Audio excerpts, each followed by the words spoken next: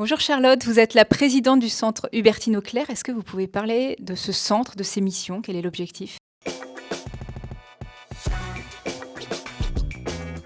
Bonjour Camille. Tout à fait. Le Centre Hubertine Auclair, c'est le centre francilien d'égalité femmes-hommes, qui dispose également de l'Observatoire régional des violences faites aux femmes, qui lui fête ses 10 ans. Ce sont deux structures qui visent d'une part à créer des ressources pour pouvoir derrière sensibiliser et mettre en place des formations destinées aux associations membres, aux collectivités et aux syndicats membres. L'idée, c'est vraiment d'aller étudier des situations concrètes sur les violences conjugales, sur des sujets qui touchent directement à l'égalité femmes-hommes, comme par exemple les impacts du télétravail sur l'égalité femmes-hommes, ou comment lutter contre l'inceste, ou comment protéger les femmes victimes de violences conjugales. Alors moi, je vous connais notamment grâce au violentomètre. Est-ce que vous pouvez nous raconter l'histoire de ce violentomètre que l'on connaît tous maintenant?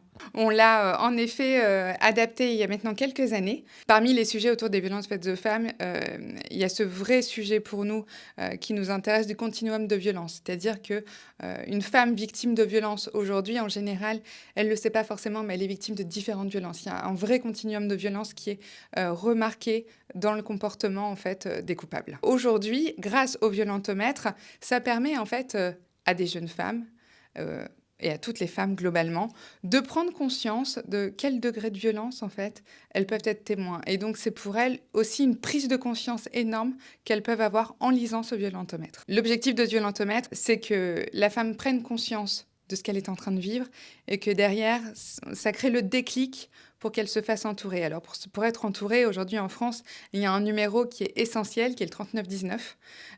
Que vous soyez d'ailleurs une personne témoin de violence ou directement la victime, c'est un numéro qu'il ne faut pas hésiter à utiliser, puisque c'est également en fait la plateforme qui va vous mettre en lien avec l'ensemble des associations sur votre territoire pour pouvoir être prise en charge. Alors comment vous est venue cette idée du violentomètre? Comment vous l'avez justement adapté? C'est un travail des salariés de l'association? Oui, c'est réellement le travail donc de l'Observatoire régional des violences faites aux femmes qui, grâce à son expertise, a décidé en fait de le réadapter au plus proche de l'ensemble en fait des comportements qu'elles peuvent identifier dans le continuum de violence.